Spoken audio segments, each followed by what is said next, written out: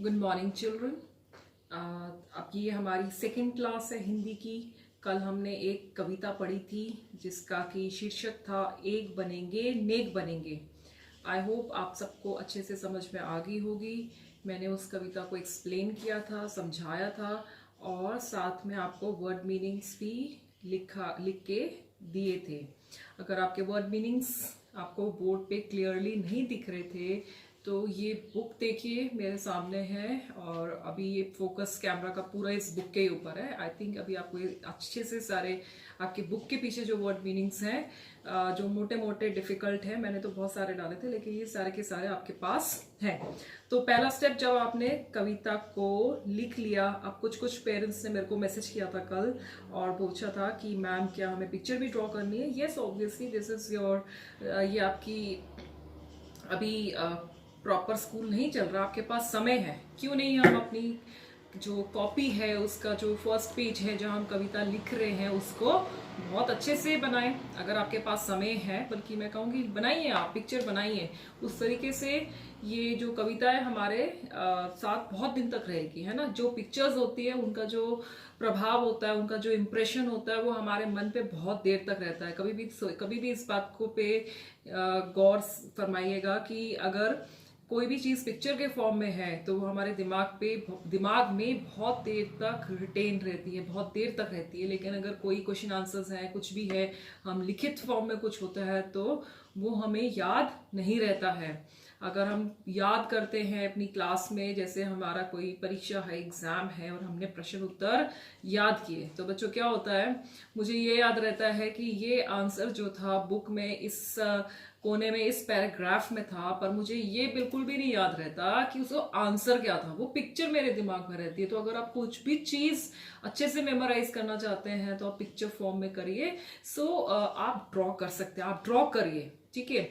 बाकी कोई major curies ऐसी हिंदी में नहीं मिली। सो अभी बात, दूसरा जो प्रश्न था जो कई बच्चों ने पूछा है कि मैम क्या हमें वर्ड मीनिंग्स लिखने, मैं कहूंगी आज आप वर्ड मीनिंग्स लिखिए और जो मौखिक प्रश्न है उनको करिए। मौखिक मीन्स ओरल। वर्ड मीनिंग्स आपके सामने हैं, अगर आपको व्हाइट बोर्ड से नहीं दिखा है आप इन्हें यहां से देख के लिख सकते हैं, ठीक है। सो हमने पोएम को समझ लिया है, हमने वर्ड मीनिंग्स भी समझ लिए हैं, अच्छे से हमें समझ में आ गई है। हम समय के साथ पोएम को, अपनी कविता को याद भी कर लेंगे, है ना। कौन कौन याद करेगा, सब करेंगे ना। सो अब हम आ जाते हैं मौखिक प्रश्नों पे। अब मौखिक क्या होता है, मौखिक मीन्स ओरल, और मौखिक का अपोजिट क्या होगा, अपोजिट होगा लिखित, ठीक है। तो आज हम इनको करेंगे और आप इसको अपनी कॉपीज में, जो भी आपके पास कॉपी है, अगर आपके पास नई कॉपी नहीं है तो प्लीज पुरानी में ही लिख लीजिए, इट्स ओके। हम बाद में देखते हैं क्या करते हैं, ठीक है। और आप खुद से लिखिए, मौखिक प्रश्न आप खुद लिखिए, लिखित चलो मैं आपको लिखवा दूंगी, पर आप अभी क्लास 5 में आ गए हैं, क्लास 5 का लेवल बढ़ जाता है, ठीक है। अब आप छोटे नहीं हैं, तो आप मौखिक प्रश्नों को खुद से लिखने की कोशिश करिए। लिखने के बाद मेरे को पिक सेंड कर दीजिए और मैं आपको बताऊंगी, मैं देखूंगी किस किस ने लिखा, किस किस ने नहीं लिखा इस कविता में। तो प्रश्न एक जो मौखिक प्रश्न है, जैसे नीचे आप देख सकते हैं, ये आपका क्या है, ये फिंगर आपकी पॉइंटर होती है। जब भी आप रीड करते हो तब भी आप इस पॉइंटर को अपने साथ रख के एक वर्ड पे जाया करो, ठीक है। सो तो प्रश्न एक क भाग, इस कविता में बच्चे अपनी क्या इच्छा प्रकट कर रहे हैं। अब आप बताइए क्या इच्छा प्रकट कर रहे हैं। अगर आपको कविता समझ में आ गई तो बच्चे क्या इच्छा प्रकट कर रहे हैं आपको पता है। अब आप मेरे पास हो नहीं, पर आई होप आपको पता है। बच्चे यह इच्छा प्रकट कर रहे हैं कि बच्चे एक बनकर, नेक बनकर, एक होकर, नेक बनकर पूरे संसार में एकता लाना चाहते हैं। इतना आपको लिखना है। कोई जरूरी नहीं है कि आप मेरे ही वर्ड्स को लिखें, आप अपने वर्ड्स में, कुछ सिंपल वर्ड्स में लिखना चाहते हैं तो आप सिंपल वर्ड्स में भी लिख सकते हैं। ओके, सो बच्चे क्या इच्छा प्रकट कर रहे हैं, बच्चे एक होकर नेक बनकर पूरे संसार में एकता लाना चाहते हैं। इतना सबको समझ में आता है। अगर आपको नहीं अच्छा लग रहा है कि मेरे क्या वर्ड्स हैं, मैंने क्या बोला है, मेरे क्या जो भी है, आप अपना बना के लिखिए। सेकंड, बच्चे ख, बच्चे रिमझिम का अभिषेक क्यों बनना चाहते हैं? रिमझिम का अभिषेक मैंने पहले ही बताया था। अभिषेक का देखिए ऊपर लिखा हुआ है मंत्र पढ़ते हुए जल डालना, तो जल किसी पे ऐसे थोड़ी डालना चाहते हो, तो रिमझिम का अभिषेक बनना चाहते हैं। अगर आपको याद है जो मैंने समझाया था, आप अपनी भाषा में लिखिए, ठीक है। क्यों बनना चाहते हैं रिमझिम का अभिषेक? ऊंचे बनकर देखिए, अगर हम कविता को पीछे देखेंगे तो यहाँ पे कहाँ गया रिमझिम का अभिषेक? सिंदूरी रेख बनेंगे। ये देखिए, ऊंचे उठ उठ बादल बनकर रिमझिम का अभिषेक बनेंगे। क्यों बनना चाहते हैं? बच्चे अपने जीवन में नेक बनकर ऊपर उठना चाहते हैं और इसीलिए वह रिमझिम का अभिषेक बनना चाहते हैं, ताकि वो सारी सृष्टि में क्या करें, वो अपना जो है, जो भी उनके अंदर गुण है, वो सबको क्या कर सके, सबके साथ बांट सकें। तो बच्चे अपने जीवन में नेक बनकर ऊपर उठना चाहते हैं और इसीलिए वह रिमझिम का अभिषेक बनना चाहते हैं। पथ में भूले भटकों के लिए बच्चे क्या करना चाहते हैं? एक ही लाइन में बता, सही राह दिखाना चाहते हैं, है ना। जो रास्ता भूल गए हैं, पथ मतलब रास्ता, तो पथ में भूले भटकों के लिए क्या करना चाहिए? जो पथ में भूले भटके हैं बच्चे, उनको सही राह दिखाना चाहते हैं। ये 3 आपके हैं, है ना, प्रश्न। ये मैं चाहूंगी कि ये जो प्रश्न हैं तीनों के तीनों आप अपनी भाषा में खुद से लिखिए। छोटे छोटे वाक्य बनाइए, बड़ी बड़ी बातें लिखने की जरूरत नहीं है। वो स्पेलिंग्स छोड़ दीजिए जो जो आपको कष्ट, जिन पे आपको लिखने में कष्ट आता है। बिल्कुल सिंपल सिंपल सिंपल सिंपल आप लिखिए, ठीक है। नेक्स्ट अगर हम आते हैं सिंदूरी रेख। अब ये लिखित प्रश्न है, ठीक है। लिखित में मैं आपकी मदद कर देती हूँ, मैं आपको लिखित में आपको प्रोवाइड कर दूंगी, ठीक है। अभी सिंदूरी रेख बनने का क्या अर्थ है? सिंदूरी रेख मैंने समझाया था आपको। सिंदूरी रंग क्या होता है? जो लाल रंग प्रातः काल के सूर्य में से आता है, उसको सिंदूरी रंग से रेख, वो जो लाल किरणें आ रही हैं उसको सिंदूरी रेख से संबोधित किया गया है। इसका क्या अर्थ है, आप कैसे लिखेंगे? ठीक है, अगर ये जो लिखित है इसके लिए मैं आपको हेल्प देती हूँ। ओके, ये मैंने आपके लिए यहाँ पर लिख करके रखे हैं। अब हमारे पास इधर आपको दिख रहा है, आई होप इट्स विजिबल, है ना, सब देख सकते हैं, ये दिख रहे हैं आपको? हाँ, दिख रहा है ना, ये अब दिख रहा है, ठीक है, बिल्कुल दिख रहा है हमें।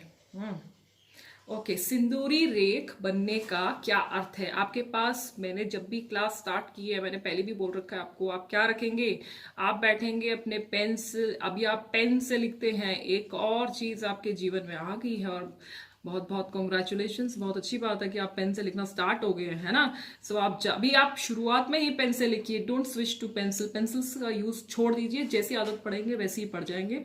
गंदी अच्छी हैंड राइटिंग धीरे धीरे सेटल हो जाएगी, तो आपको आदत हो जाएगी पेन का यूज करने के लिए। सो दिस इज, ये मेरा पॉइंटर, ये मैंने लिखा सिंदूरी रेख बनने का क्या अर्थ है। आप साथ साथ लिखिए, आप बैठिए पेन पेंसिल के साथ और लिखिए। सिंदूरी रेख बनने का अर्थ, मार्ग से भटके व्यक्तियों के मन में जो अज्ञानता का अंधेरा है, उसे प्रातः काल के सूर्य की सिंदूरी किरण की तरह रोशनी दिखाकर सही मार्ग पर लाना है, ठीक है। अर्थ लाना है, यहाँ पे एक है और हम इंक्लूड कर देते हैं, ठीक है।